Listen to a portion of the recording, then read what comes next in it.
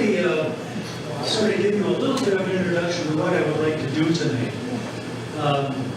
When we returned from overseas, I was sort of looking for some things to do, and I got involved in being a tour guide with Gray Line Tours for Minneapolis-St. Paul, and I worked for a company called Metro Connections, also a hospitality tour type program.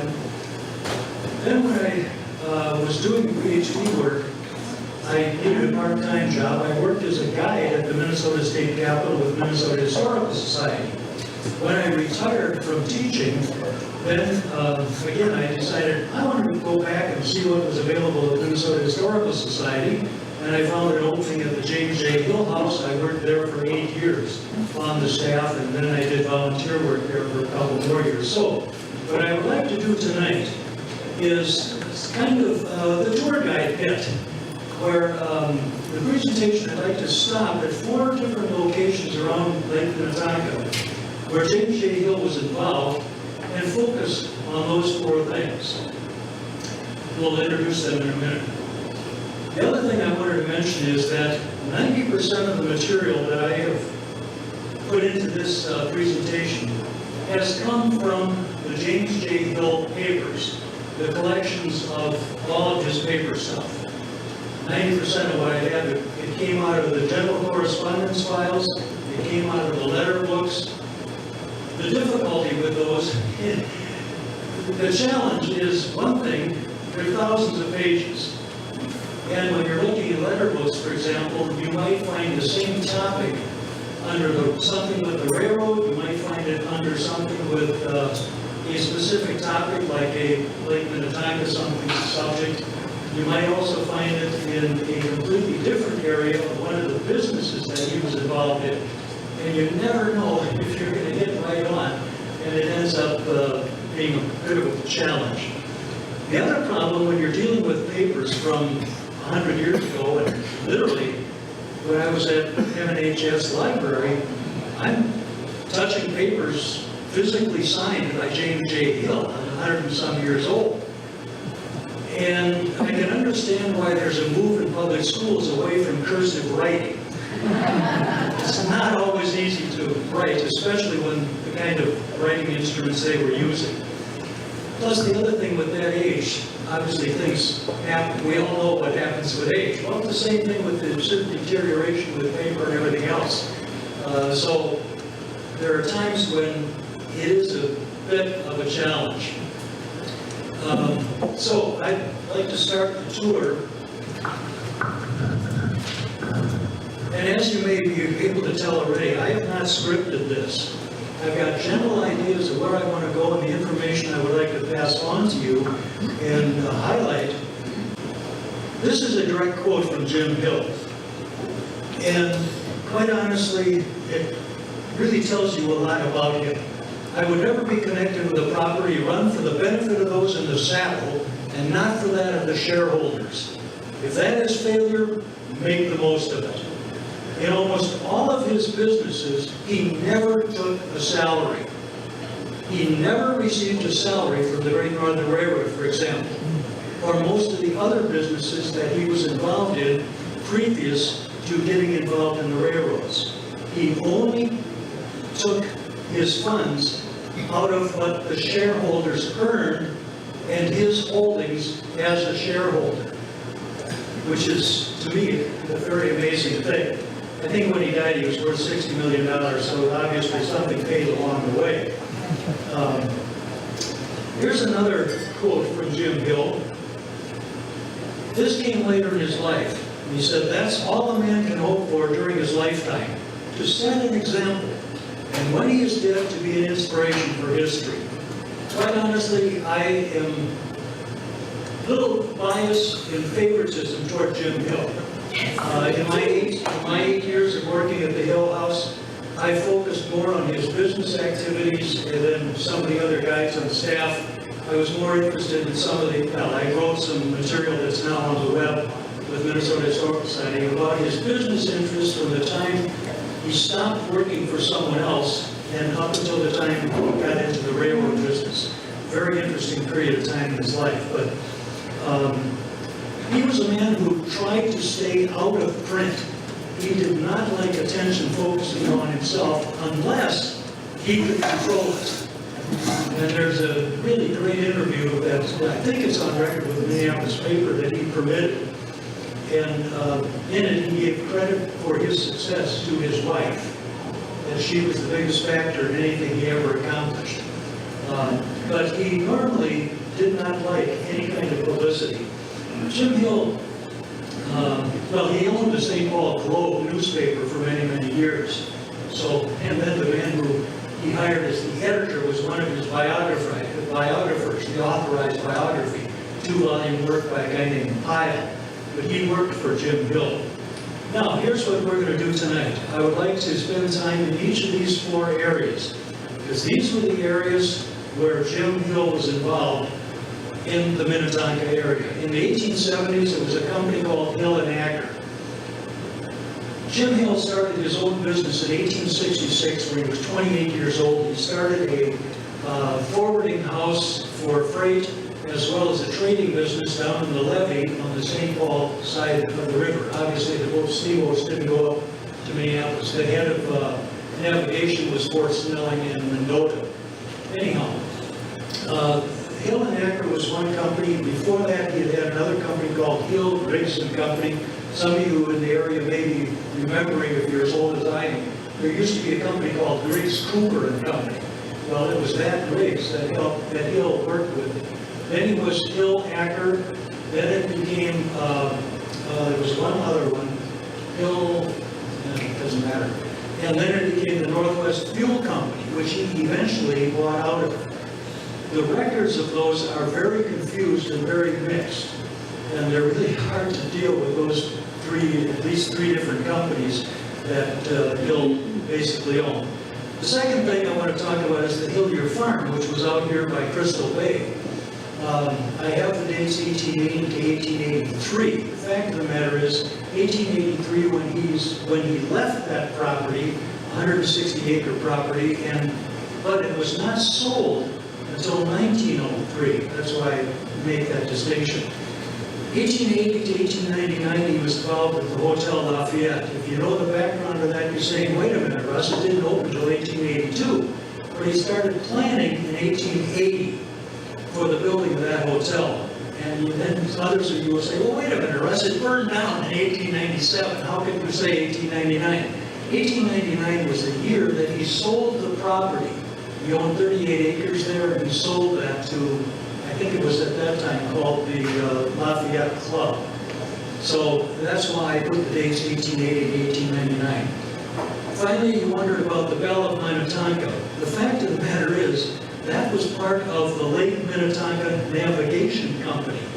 Long story there, I'll try and do some of the highlights of it. 1881 to 1896.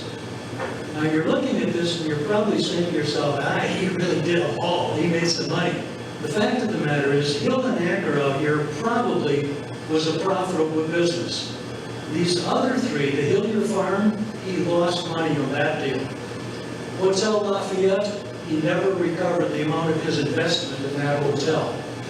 Lake Minnetonka Navigation Company, he lost a lot on that.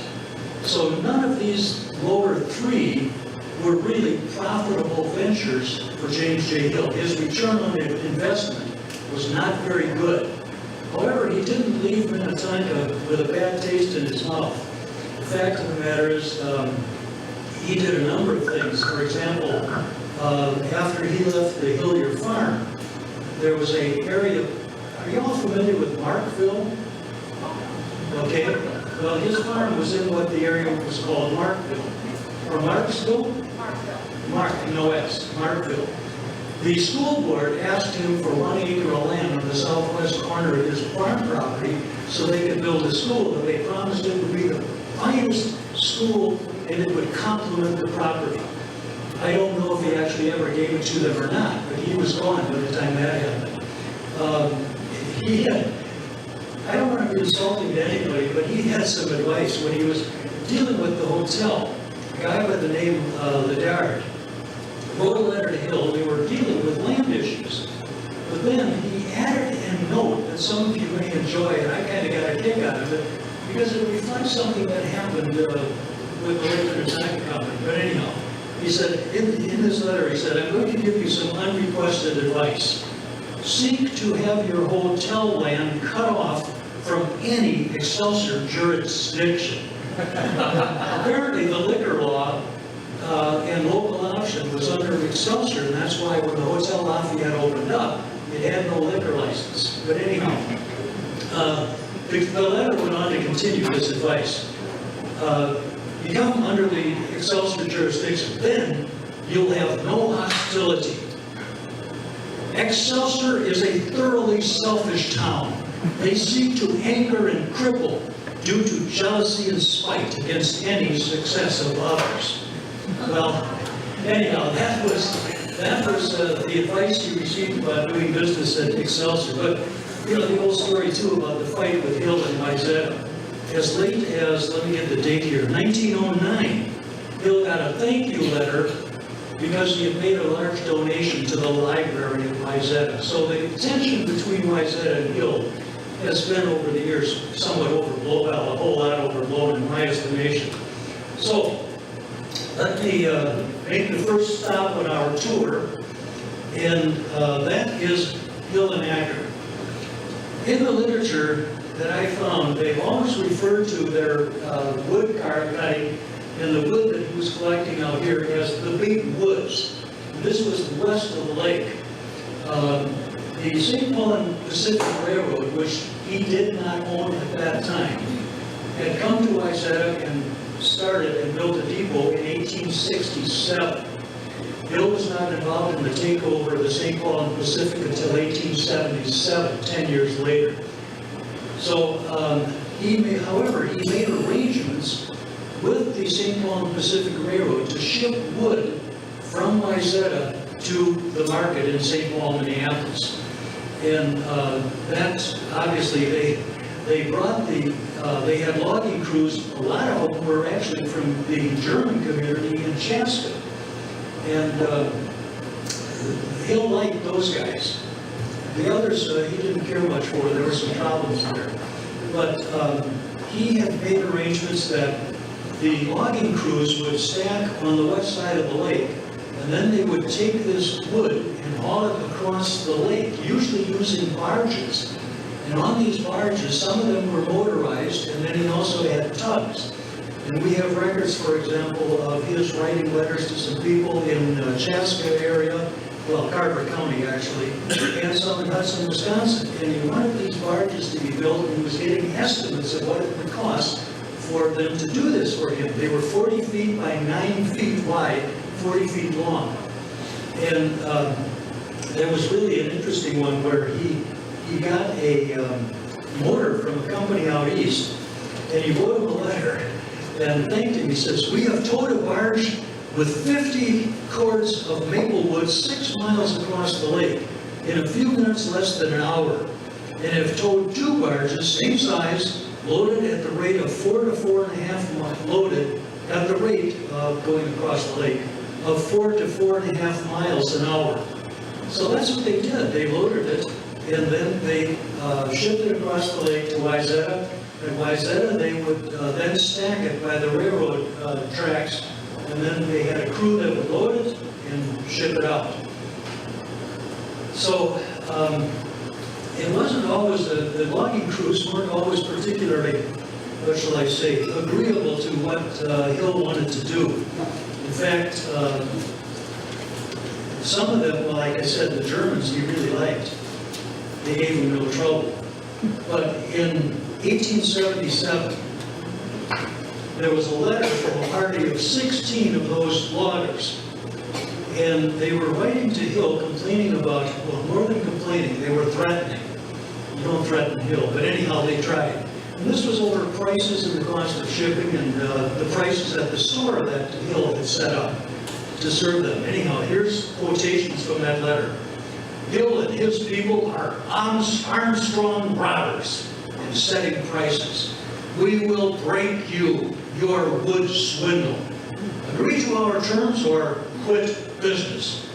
You have 30 days, 1 month to rectify your robbery robbery of us this winter. Pay every man correct rates as we suggest. Come out manfully, and we will do the same. If not, we'll burn the wood. And look, as hard as I may, I never found the outcome of that particular problem. I honestly don't know how it turned out. My suspicion is that Hill never gave in. I've done extensive research on the Great Northern Strike of 1894, and frankly, I don't think he would have given in to these lawyers. But anyway, the name H.C. Carlisle comes up. Now, Carlisle had originally worked for Hill and Acker in the city of St. Paul. He was working in the office. When Hill started dealing with the logging crews out here, he set up a store for them for supplies. So they could shop at his store, you know, the company store kind of idea. I owe my soul to the company store. Well, that's really what was going on. And Carlisle then was not the first manager, but he was the second manager. And this store was set up so that it would provide, well, it would provide for, I'm just checking here. Oh, yeah, there's a lot of communication between Carlisle and Hill. Carlisle served as the eyes and ears for Jim Hill out in this area. He would regularly report on what was going on. Plus, Hill used him to decide about the competition. In one time, Hill wrote a letter to him and he said, I can get a good active team of workhorses and drivers for the winter for $25 a month. We board the men and we feed his team. Then, he said, if there's a competitor who is willing to pay more locally, let me know, and we will send these men to him. Well, but that's the way Hill did business. But this little store, it did everything from, well, buying some products. Did you know that ginseng root was growing out here in Minnetonka? Well, Carlisle would buy that and then ship it to Hill, who would then market it. They also did livestock, buying wheat. Cranberries were also growing out here. Carlisle would buy those, ship them to Hill, and Hill would then go on and market them somehow. And at the same time, this store provided everything from clothing and shoes, groceries, basic medicine, things to fix clothing, shoe polish, things like that. And there's, at one point, Hill wrote to the manager, this was before Carlisle, and he said, the retail business, give credit only to our woodcutters to the extent of their earnings. When Carlisle came on, he wouldn't give credit to anybody. In fact, he wrote a letter to Hill, and he was saying that the credit was just no good. But the Germans, they were great. He said, where is this? Oh, I told you I wasn't as organized as I should have been. But he literally was putting down the Yankee crowd. He says, the Germans, they come in, they buy, and that's it, they're on. The Yankee crowd comes in and they argue prices, they always want credit, and when I tell them I won't give them credit, they really get nasty. They downgrade the products, they hate the store, and they're really bad news. So Hill and Carlisle decided no credit to those Yankee people. But the Germans, oh, that'll go well. In time, obviously, that Carlisle and that store actually went on for a long time, even after Hill was no longer involved in the wood business out here. But believe it or not, Hill already began to be worried about conservation. He was realizing, well, here's a letter that he wrote to a local guy. He said, this is a quotation, the heavy increase of population and the corresponding increased demand for fuel for domestic and steam purposes, together with the additional amount required for the company's use, has already diminished the area of standing timber in the big woods to such an extent that we are forced to look elsewhere to our supply. That's eventually why Hill and Acker quit doing business out in this area. And he then began to switch his, by that time he was in the train business. This was 1879. And he then started using coal in his engines for the trains. And all of this, then in another letter, he talks about the fact that they would start replanting and that they had to pay attention to planting more trees. So even at that early stage, he was recognizing the need for conservation and was switching. Now granted, Belle and Acker were in the wood and coal business, and later Northwestern Fuel Company was almost, well, it dominated the Twin City market in coal. By that time, he had bought out of it. When the Northwest Fuel Company was established, Carlisle wrote a letter to Jim Hill and says, now that Hill and Acker aren't in business, what's going to happen to me? Hill wrote him back a letter and said, you need not worry. You have a job. Northwest Fuel Company, I'm the president. So he wasn't worried. Well, the next item I want to talk about, and I'm not really watching the clock, I should be. By the way, if you have questions you want to ask, write them down, because I will certainly take time here to deal with questions. But I would like to spend a little time talking about the Hilliard farm. He bought it in 1880, and soon after he left in 1883, Mr. Hilliard offered him another farm, which by that time he wasn't interested in buying. But the whole thing really was the start of his personal involvement in agriculture. He had grown up in a rural area that's, well, now it's a university town just west of Toronto. And he was pretty much hardscrabble farming. His dad died when he was young, and he had to go to work. I don't know if you're aware of it, but let me toss in a little fact about James J. Hill. He was blind in one eye. He had had an accident when he was a kid.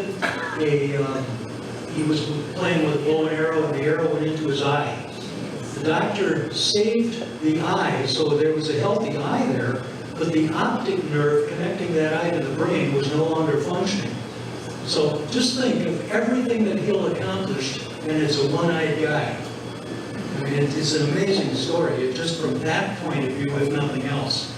But anyhow, he also,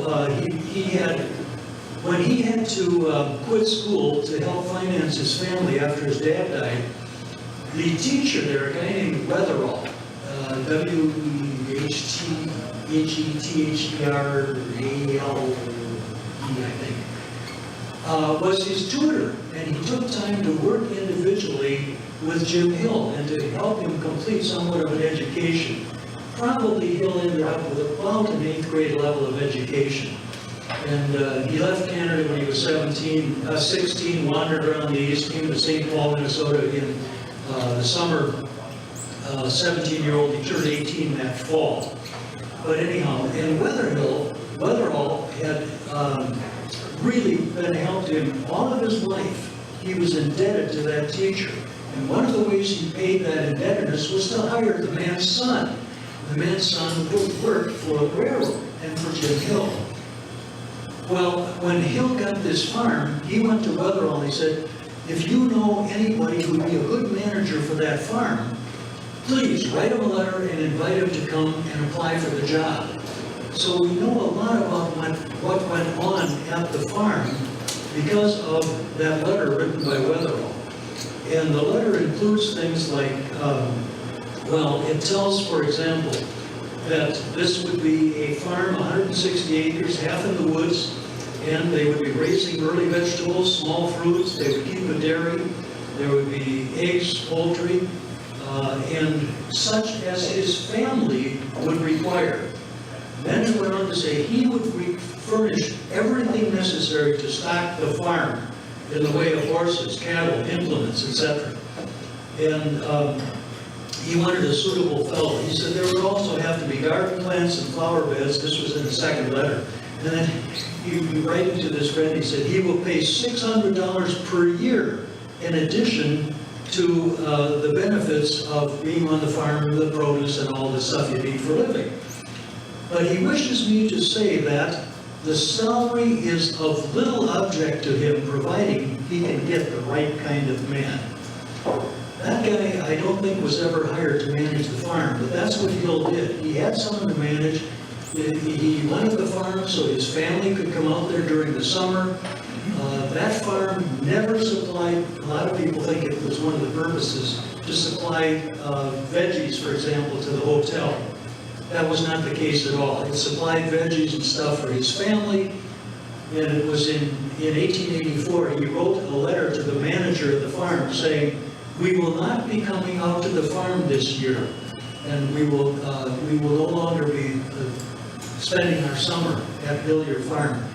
If you ever look up things about it, you'll notice it's also called the Mary Hill Farm, and it's frequently referred to in two ways. When they left, they went to North Oaks. Some of you may know where that is, the suburb, now a suburb. And he explained that he was moving there because it was more commodious. The fact of the matter is he bought 3,000 acres, and it was only an hour and a half at that time for him to travel from his house in downtown St. Paul at that time to go north to North Oaks. Later on, he added 2,000 more acres. But everything started at Hillier. That's where he brought in pedigreed cattle from Scotland, pedigreed sheep.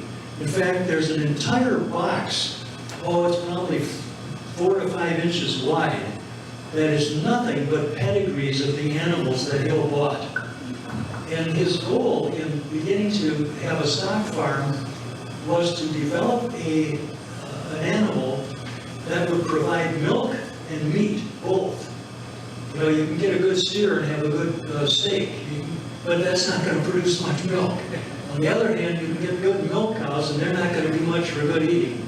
So he was trying to really to combine and come up with a new breed. While he was at Hillier Farm, he did not do much of the giving away of these animals. He did that later with North Oaks. He gave away literally hundreds of hogs and cattle to farmers in North Dakota particularly. Now, I grant you, there was an ulterior motive in this. Now, he enjoyed farming, he really did, but he knew very well that if he built a railroad, there would have to be something shipped on that railroad. Okay? How are you going to get your cows to market from North Dakota? On the railroad. How are you going to get wheat into the mills in Minneapolis? On the railroad. So while I commend him for his agricultural interests, and he did a great deal, and it all started at Hillier Farm, but he did wonderful things for farmers, he really did. But most of that came out of North Oaks. And that's where it started. We can talk more about that later if you'd like to. When he finally sold the building from time of 1883 to 1903, the farm was rented out to others. And again, I tried finding what the rental kind of arrangements were, and I was never able to find prices that the farmer who rented the property was actually paying. I do know and found documents that suggest that the renter tried to negotiate at times by threatening to leave, and then he'd have to find a renter. And what he was really doing was trying to get adjustments in the fees he had to pay to rent the farm. But that happened. Finally, Hill just turned the whole thing over to his right-hand man at the railroad called John Tomey. And Tomey negotiated the sale of the farm, and they evaluated the land the cost of the buildings in the first place and the repairs amounted to over $15,000, plus the fences and other improvements for $2,000. They never marketed this publicly, but the word got around, and so people were asking and negotiating with Hill to buy the farm. And Hill didn't have anything to do with it. Finally, Tomey made arrangements, and he sold it to a guy in Minneapolis for $20,000. Which was way below market value, but Hill wanted to get rid of it. He was done there. So that's the story pretty much of the Hillier Farm. Now, let me switch and See, those breaks are to give you a chance to have a drink. Lafayette Hotel, as I mentioned, started in 1880 in terms of planning. There's some really interesting letters that he wrote. There was a man in St. Louis who wanted to build a hotel up here at Lake Minnetonka, and he wrote to Hill, and he basically said to him, he said, I would like you to invest in our project. And we're going to build a hotel and have a number of cottages around it, and we want you to invest. Well, Bill wrote back to him and said, sorry, I am not interested in your hotel. Right now, we have, at the present time, our architect visiting hotels in the East. On his return, we will commence the erection of a large hotel and a number of cottages. And here's the kicker to me. I do not think there is any danger of too many good hotels at Minnetonka. Well, this was 1880 when he wrote that letter, and that was his view.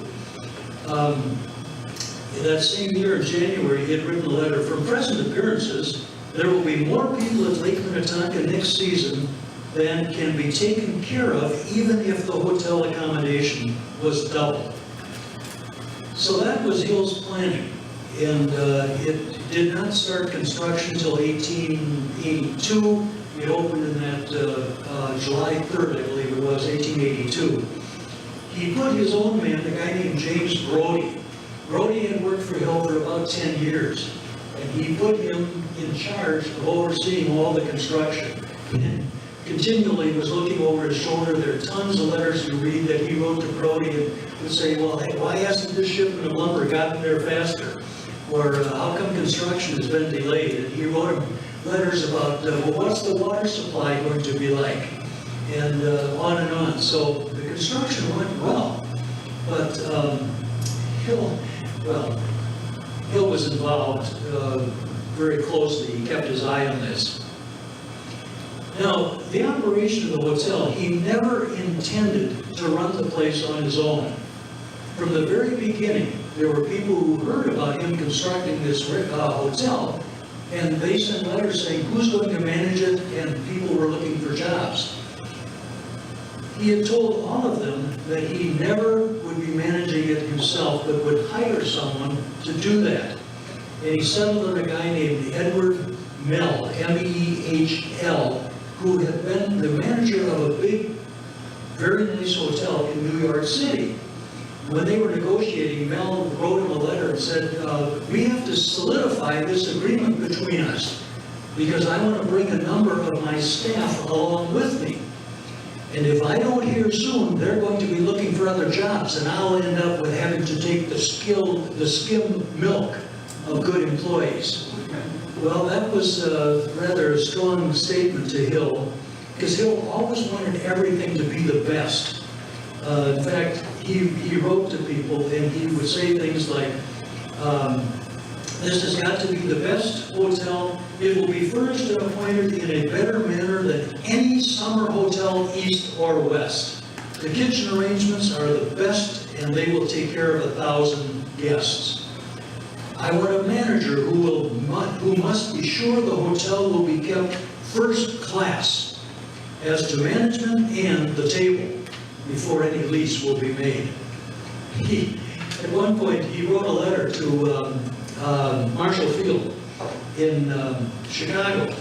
And in this letter he said, I have taken the carpet which you supplied for the ladies' parlor at the hotel, and I had it cut up for rooms in my own home. In other words, it was good enough for his own home. It was good enough for the hotel. And then he also added, can you supply more? But his idea was, well, have you seen the ads for Mercedes-Benz? Remember the ad? The best or nothing. I'm driving a nothing, okay? But that was Hill, particularly with the Lafayette Hotel. It had to be the best, or he wouldn't even consider it.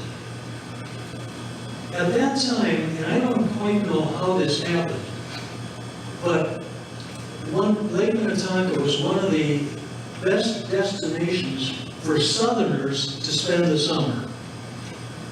And that's where the literally droves of people came from. They came from the south.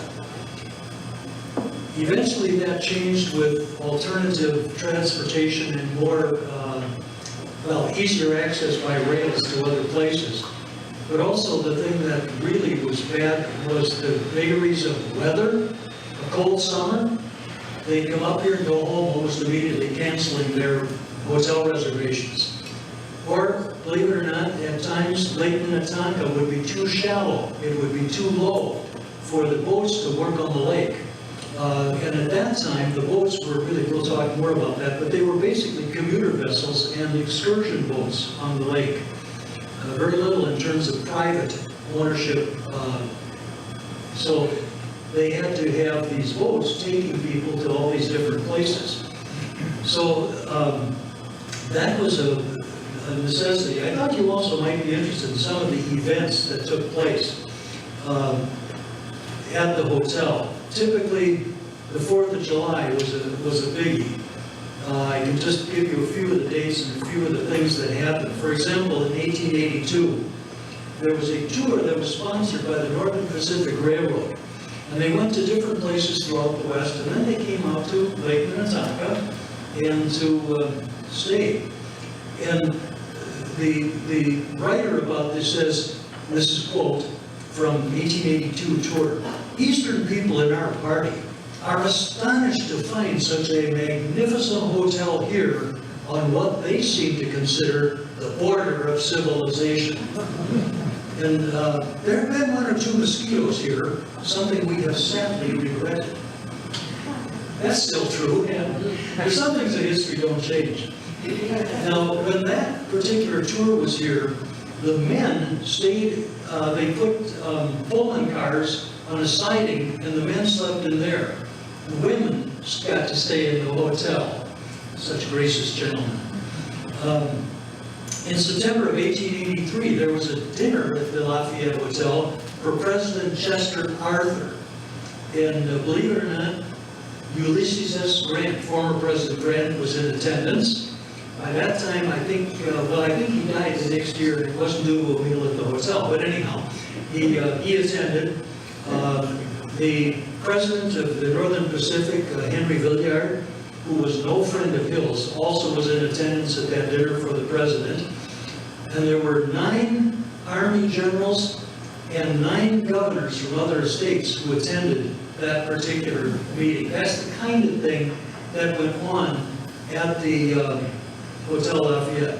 Another one you might be interested in, it started out in the early 1800s. It was an annual picnic for all of the millers who worked in the flour mills downtown Minneapolis.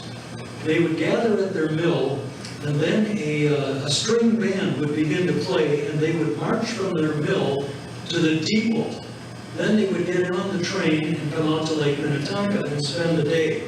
There was one year, they had 3 special trains numbering 43 cars. You can imagine how many people that involved. They figured that there were about 3,000 people on the lawn of the Lafayette Hotel. They always had a baseball game between the millers who worked at Pillsbury and the millers who worked for, Washburn Crosby Company at that time. It was not General Mills yet. Then they had excursions on the Belle of Minnetonka on the lake. And finally, they had music all day long for dancing. So this was one of the huge events that went on for many, many years, many summers at Lafayette. In the 4th of July in 1892, Great Northern, by that time, Great Northern was not reorganized, and that name did not begin until 1890. So to talk about anything as general as Great Northern previous to 1890 is actually an error. It was reorganized, and that name was given to the railroad that was organized at that time in 1890. So by 1892, the Great Northern ran 8 trains round trip from Minneapolis and St. Paul just for the 4th of July. They had the Great Western Band, 30 musicians, played 3 different concerts, and of course that night there was great fireworks. That's the kind of stuff that went on at the Lafayette Hotel in its heyday. However, things were not to go on. By the September of 1897, it was announced that Hill would be closing the hotel completely, and it would end. The guy who was managing at that time was a fellow, his name was Holcomb. He had worked for Hill back in the days of the Red River Transportation Company that went from, the Red River of the North up to Winnipeg, and Holcomb operated the Winnipeg office for the Red River Transportation. Hill asked him later when Mel, M-A-H-L, when Mel left, he asked Holcomb to come. And in the report for, let's see if I've got the year. No, I don't, but this is as early as 1892. The Chicago company wrote a letter to Hill saying, "We will expedite the sale of the hotel." They already knew there were troubles. In 1892, when Holcomb wrote to Hill explaining it was a bad year, the reason was that National Republican Convention. Those Republicans screwed up the hotel. No, I shouldn't get anything political, should I? It's close to election. But what happened, literally, there was the National Republican Party convention in Minneapolis. Well, actually, it was in St. Anthony across the river, on the north side of the river there. But that really took all of the business to downtown Minneapolis. Very, very few of them stayed at Lafayette Hotel, and that they had to do by commuting. And that really meant they took a hit. And because of that, 1892 was a really bad year for income. In fact, Holcomb in his letter said, with things the way they are, one cannot help wonder, what are we here for? And it got only worse. By later, the next year, Holcomb wrote a letter to Hill and it said, "I shall not try to explain or make excuses for the unfavorable showing that though my regret and mortification can hardly be expressed in words." Well, September of 1897, they closed down. They put furniture in storage. They moved a lot of stuff out of the hotel. They turned off all of the telephones. They turned off all of the water.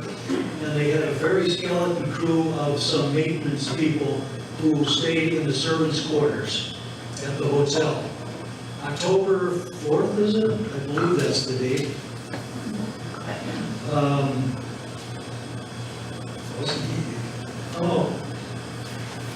That wasn't organized. This is really a bad tour. October 4th of 1897, the hotel burned down. They had to go by horse from the hotel to the nearest telegraph station. They sent a telegram to Hill's office in Minneapolis. They, in record time, turned the train around. They got a flat car. They loaded all of the firefighting equipment, plus a crew of 15 men to firefight, and sent it out. But by the time it got to the hotel, it was too late. It was a windy day, and the hotel was totally destroyed. Out of the hotel, they were able to salvage approximately $10,000 worth of material.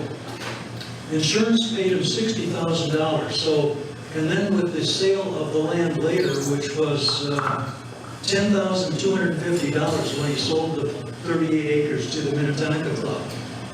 That adds up to what, 60, 70, 80, almost $90,000, okay? I was not a math major. I did theology and cross-culture stuff, but anyhow, it comes close to $90,000, and I can guarantee you that Hill lost money on that deal. There was no way that he could have made money, even at the peak of the use of the hotel. The income was not enough to make up for that kind of investment and the loss that he took on the hotel. So that's kind of the story of the hotel. Oh, this is terrible. Let me see what I can do with this next one. Most people associate the Belle of Minnetonka with James J. Hill. That was only partially true. I've also read stuff published by something local saying that the Belle of Minnetonka was really a reworked boat that was called the Phil Sheridan. Well, let me go back a step or two so I can build the background to this. In St. Paul, Minnesota, there was a guy named William Davidson. He was called the dictator of the upper Mississippi. He and his brother, Peyton Davidson, ran the docks and the maintenance facilities in La Crosse, Wisconsin. And they basically controlled all the traffic of the riverboats on the upper Mississippi, meaning from St. Louis north. They were called the White Collar Line. If you ever see pictures of the Belle of Minnetonka, you'll see two white stripes around the smokestacks. That was a signia for the Davidson's company. And they formed a company called Northwestern Union Packet Company. Peyton Davidson also had a friend named Zimmerman. And Peyton Davidson and this friend named Zimmerman started a company called the Minnetonka Steamboat Company. Because of Hill's interest with the railroad, because of the hotel, his farm, etc., Hill invested a small amount in the Minnetonka Steamboat Company. However, it didn't do well. In fact, Zimmerman at one time wrote to Hill, because Hill acted as an advisor to them. Neither Zimmerman or Davidson, in my estimation, were the kind of guy that Hill would normally have hired. But anyhow, Zimmerman wrote to Hill, and he was complaining, this was in 1881, that boat on the lake, owned by Washburn, had taken away $50,000 of his business. Well, the boat that Washburn owned and ran out of Excelsior, Davidson and Zimmerman ran out of Wayzata.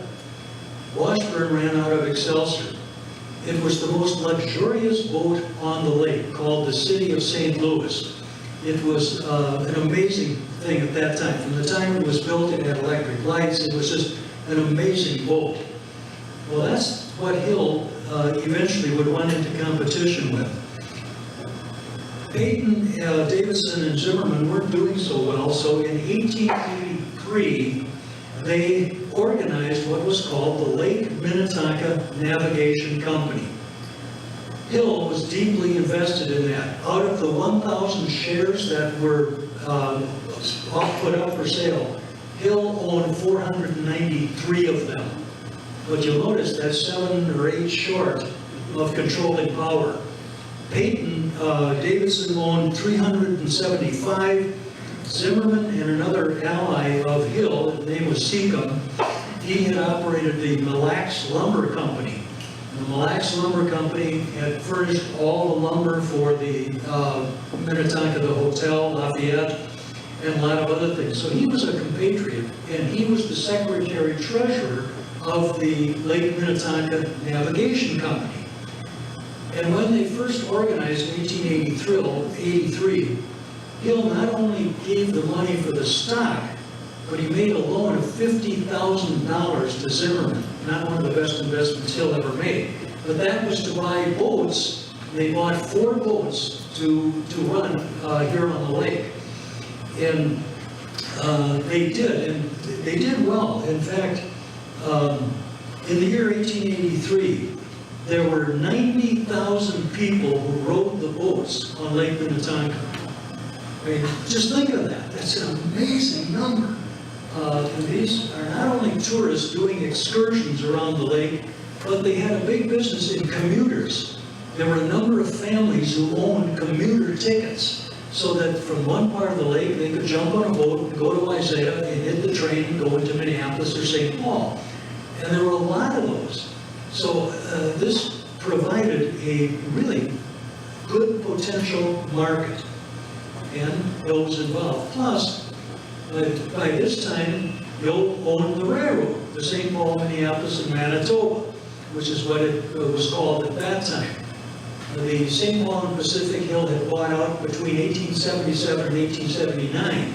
Hill and, 3 others that they called themselves the Associates, really bought the railroad Honestly, by today's standards, some of what they did to buy that railroad would be illegal. In those days, it was perfectly legal. Hill was very proud of the fact that he kept within legalities. And generally he did. I mean, well, I won't go into that whole story, but anyhow. The difficulty that came about, as I mentioned earlier, is the weather, the crowds decreased, but the worst thing was the recession. Well, they called it in those days, they called it a panic. The panic of 1893. Believe it or not, that was worse than what we've just gone through called the Great, what was it called? The Great Recession. It wasn't as bad as the Great Depression from 1929 through the early 30s. It wasn't that bad. But in the panic of 1893, 4 out of the 5 transcontinental railroads went broke. Guess which one did not? The Great Northern, okay? But in 1894, because of the cutbacks he made in 1893, in 1894 there was a huge strike led by a guy by the name of Eugene Debs. That may ring a bell. Eugene Debs was a socialist. He ran for president 5 times. Once when he was in jail, he ran for president and actually got some votes. But anyhow, again, I'll avoid the politics. But that Hill, even with the Minnetonka Navigation Company, Hill was really a silent partner. His name never appeared on the letterhead of the company. However, Zimmerman was constantly writing. I couldn't even begin to tell you how many letters I wrote from Zimmerman to Hill, and in every one of them, he asked for Hill to give him more money because the operations were not paying off. That eventually got to them, and in 1897, they had to declare bankruptcy, and Hill by that time was really, well, he was pretty well upset with the whole thing. In fact, it had started earlier than that. There are a couple of quotes that will give you the idea of what Hill was saying when they were running into trouble.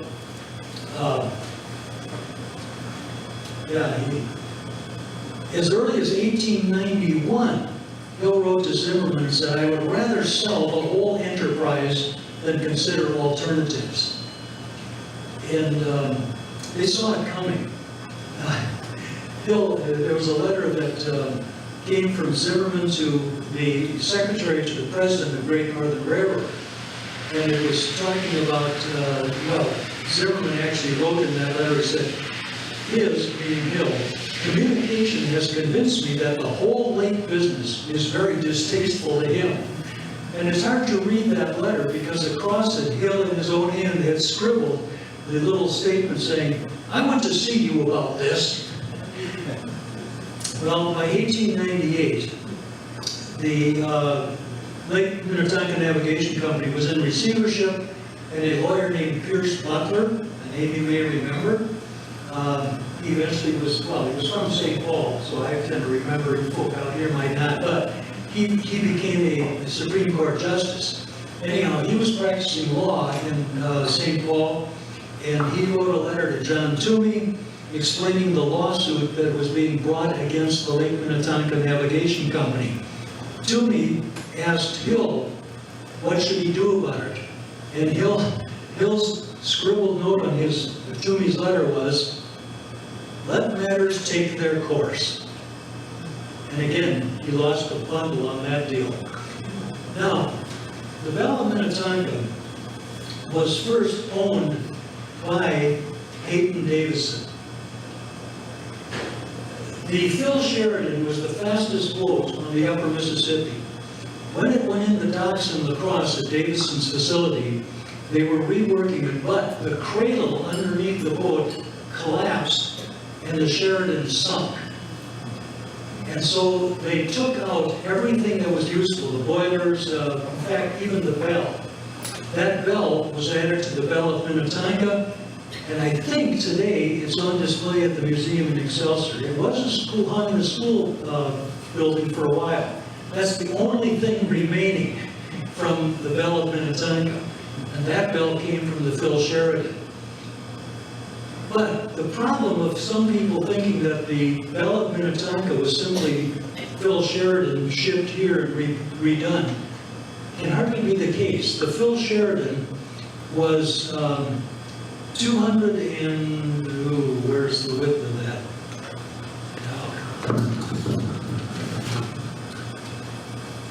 Just in case you wonder, the future reference, my motto for whatever I do, I don't work fast, but I do a sloppy job. The Phil Sheridan was 227 feet long, 35 feet wide, weighed about 728 tons. It had sunk in lacrosse. There's not a chance that that thing was raised, put on railroad cars, and shipped out here. I could not find anywhere that told me where the Belle of Minnetonka was built. I suspect it was built locally. However, the boilers and a lot of other stuff came from the Phil Sheridan. Okay? And the interesting part of that, when they shipped it, Hill wrote a letter to Peyton Davidson saying, your fees for shipping this material are excessive. Charge it against the Belle of Minnetonka. And the Belle of Minnetonka at that time was owned by Peyton Davidson.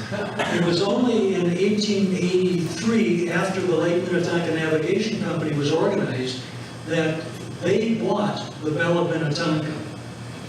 It was luxurious. It was the largest boat that was ever appeared on the lake, which was both the wonderful thing about it, but also the biggest problem with it.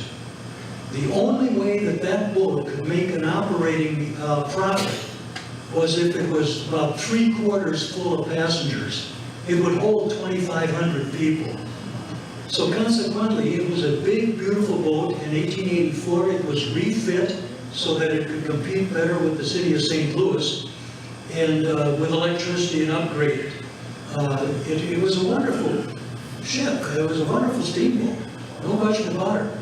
But it could not justify the amount of money it took to operate. It always operated at a loss. In fact, in 1884, just 1 year after they were using it, it had to be taken off and because of low water in the lake. The draft was such that it was limited on where it could dock. In 1890, they took it into winter quarters completely and started to cannibalize it for maintenance for other boats. So the Belle of Minnetonka, while it was luxurious and huge, very impressive, it never made a profit, and it really didn't last and wasn't very effectively done in the 7 years of its life. Eventually, it was taken apart and pieces of it were sold and shipped elsewhere.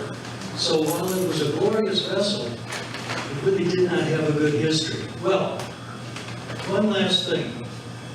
I always look at any kind of a history talk and say, okay, what do we learn from it? What's the so what? Why bother to spend this time talking about this stuff? Well, it gives us insight into James J. Hill and the way he operated. And when you look at these characteristics of his method of operation, you'll see that many of them are common practice in today's world. Hill was ahead of his time. He practiced these things, hiring the right people. He never had a chance to hire, for example, Zimmerman and Peyton Davidson. They were part of the company that he bought into. He never would have hired them. In fact, Zimmerman couldn't take the pressures of being the manager, and he sold his shares to Hill. Peyton Davidson just said, I can't pay my bills anymore. Here, these shares are yours. Hill never would have hired that kind of guy. But a guy like Brody, a guy like Carlisle, a guy like Holcomb, they had long experience with Hill, and Hill was loyal to them. And that's being loyal to long-term employees. That was true of Hill. If you worked for Hill and you were a good and reliable employee, he would stick with you no matter what. And I could give you a number of stories about that. He also did networking. Very seldom did Hill go into anything solo. He did when he started in 1866, his own business. But after that, it was always with partnerships of one sort or another. He was always, you can gather from what I said, he was willing to take risks based on how he saw the opportunity and what the current market would seem to be worth exploiting. But he knew that it was a risk, which is part of the reason I can justify the amount of money he accumulated. The risk takers should be the ones, when successful, who make the benefit. Okay? They took the risk. And Hill was a risk taker. Plus, he was a very, very generous guy. I could give many illustrations of that. Next, he believed in diversification. I've been talking too long, which you agree to. Diversification. But when he diversified, it was always interrelated. Why did he get into farming and raising the cattle? Because it would eventually benefit his railroad and shipping on the railroad. Why did he develop the boats and have interest on boats on Minnetonka? Because it would take people from the railroad station to his hotel. Okay? And everything he did somehow fed into his system. He was one of the first guys who ever had vertical integration of a business. And everything seemed to be connected with it.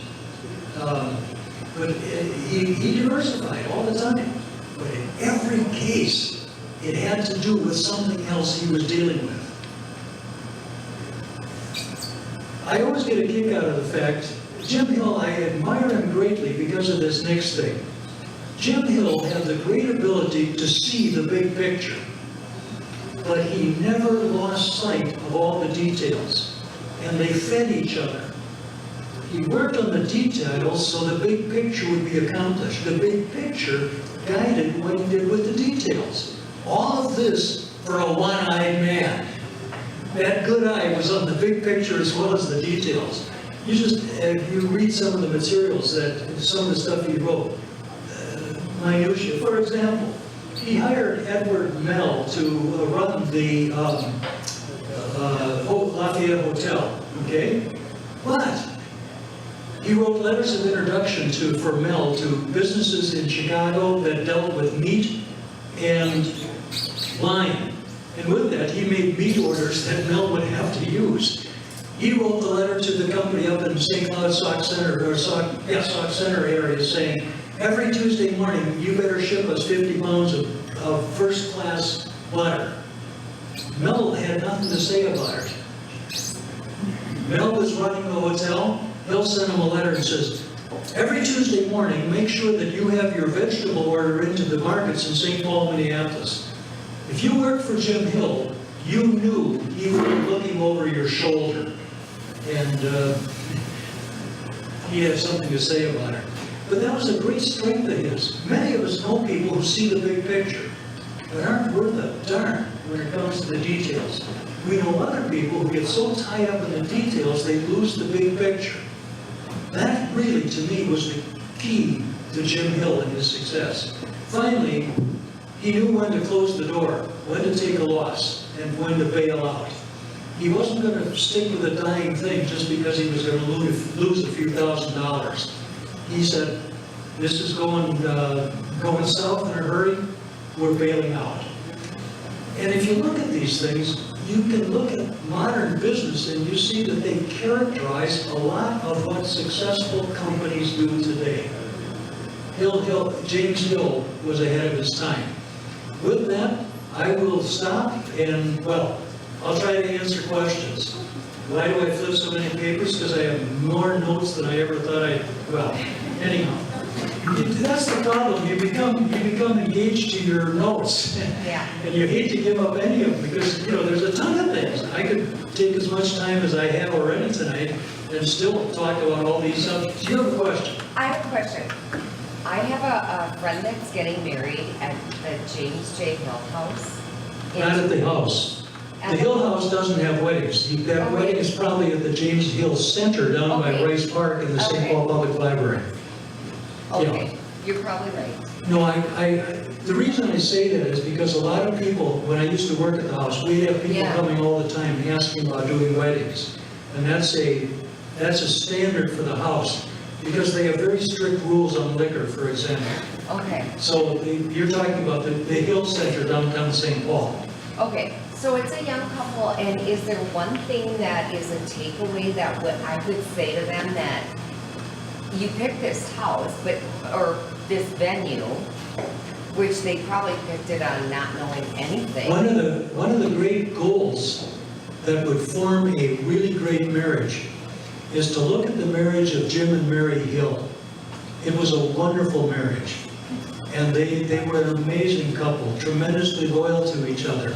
There is not, honestly, well, I've read all of Mary Hill's diaries, okay?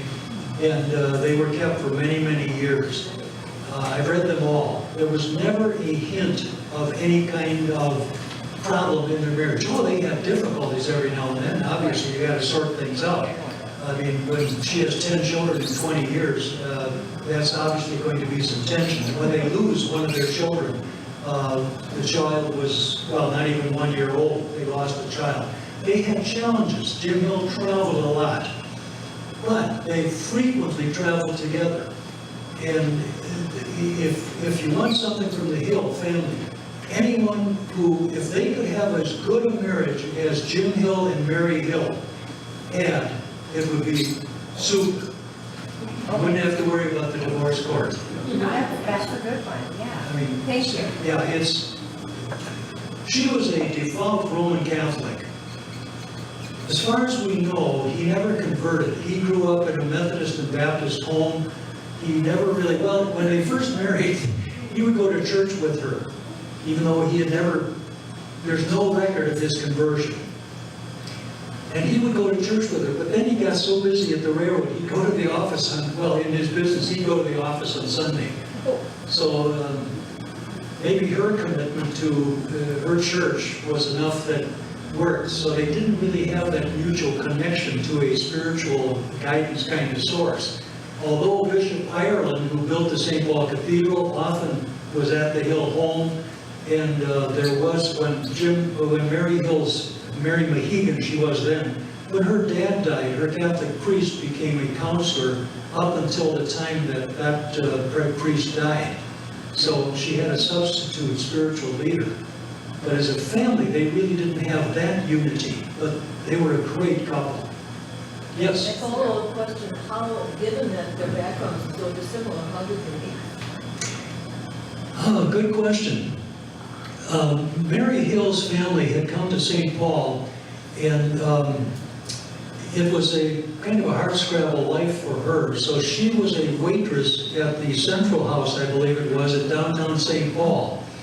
And when he first came to Minnesota, and when he started working for Borup, B-O-R-U-P, with Borup's company as in a forwarding agency on the river, he would take lunch at the Central Hotel. And that's where he met her. And that's how the thing developed. Yeah. Yes? You mentioned that Hilliard Farm was on Crystal Bay, as was the Lafayette. Whereabouts on the bay was the farm? I don't know the anatomy of the lake that well, but let me just see. The map I have seen, I'll try and describe it this way. If Crystal Bay is around here, there's a point, and that's Crystal Bay. The farm was right in here, and then the woods went down, and Lake Minnetonka is down in this area, the actual lake, not the bay. And it was down in that area, the farm extended to the shores of Lake Minnetonka, even though the closest water may have been Crystal Bay. So it was, you know, that, Perhaps he was a neighbor of Frederick Warnberg or Warnberg. I honestly couldn't tell you. By the Hill School. Oh, okay. I wasn't aware that there was one. There's a school named after Hill. I didn't know that. Was that on that corner of land that,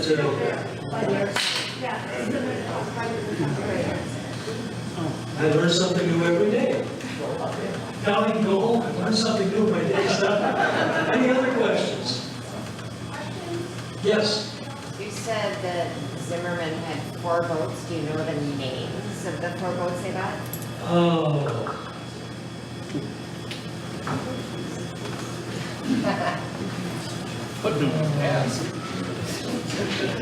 Sorry.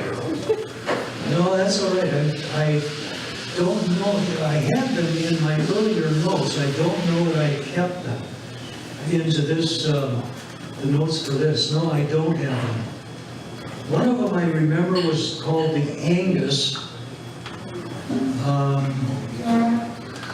Boy, I'm just coming off the top of my head right now, and I don't have the names of them. But they were smaller boats that really functioned as excursion boats, but more than that, the commuter, taking people from the train depot to the hotel, stuff like that.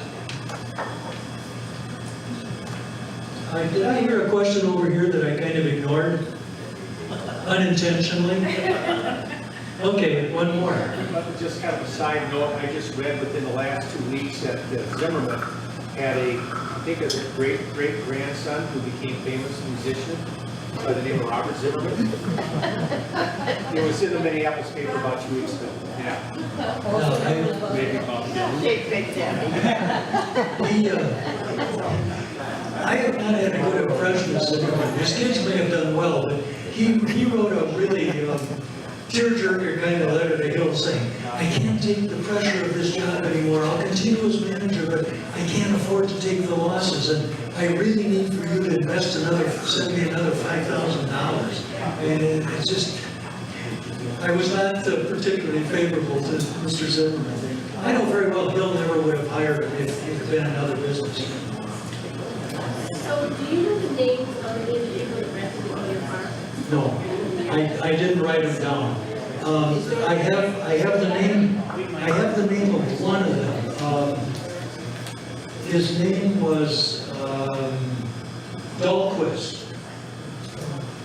He had the farm in 1893 and was negotiating, and he wrote this letter to Tony, negotiating, he's saying, you know, it really doesn't pay for me to keep the farm. I'm not making enough money out of it. The rent is more than I care to. So I'm, and then he put at the bottom of the letter, what are your plans for the farm for next year? Which was clearly, he was negotiating for lower rent. His name was Dahlquist, John Dahlquist. That's the only name I have associated with it.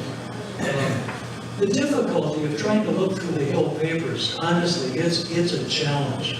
Simply because you don't know exactly where you're going to find what you're looking for. It could be in 4 different places. And you can spend a lot of time in 3 useless ones. How did they get saved? Oh, Hill saved everything. So Hill saved it, but then how did they end up somewhere? Well, after Jim Hill died, Mary Hill used part of the inheritance, part of going to the wife, to finish up the Hill, it was called the Hill Library at that time. And it was 1/3 of the St. Paul Public Library, it was 2/3 on the right-hand side of the building, right off of Rice Park in downtown St. Paul.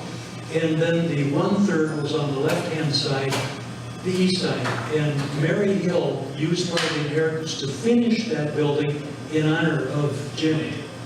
And for many, many years, it served as a business research library. Anyone who wanted to start a business could find anything.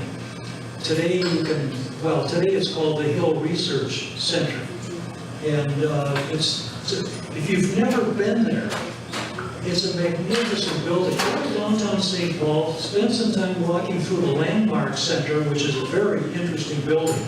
There's a nice place in there talking about the gangster era in St. Paul.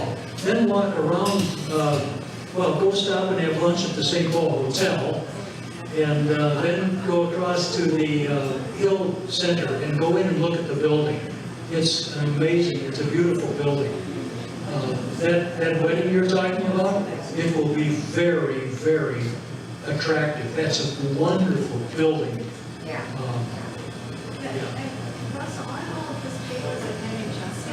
Yeah, the papers were housed for many, many years at the Hill Center. And then the board of the Hill Center decided that they honestly didn't want to pay for the upkeep, so they were given to the Minnesota Historical Society. And there was a Hill descendant who was on the board that helped make that decision. The microfilm copies of many of the Hill papers called letter books, those were all done when the papers were at the Hill Library. They were done in the 1980s, so they're not really very good microfilm, but MNHS has done more to put stuff on the web than they have to make it, except like replacing the microfilm stuff. Very hard to read. There's a lot of stuff. I mean, if you were really interested in reading the Mary Hill Diaries, they are now all online. It takes a little bit to find them, but they're there on mnhs.org. Anything else? Well, I've exceeded the graciousness with which you accepted me to start with, so let me simply say thank you for putting up with this and being a very kind audience, and nobody got up and walked out too soon, so thank you very much.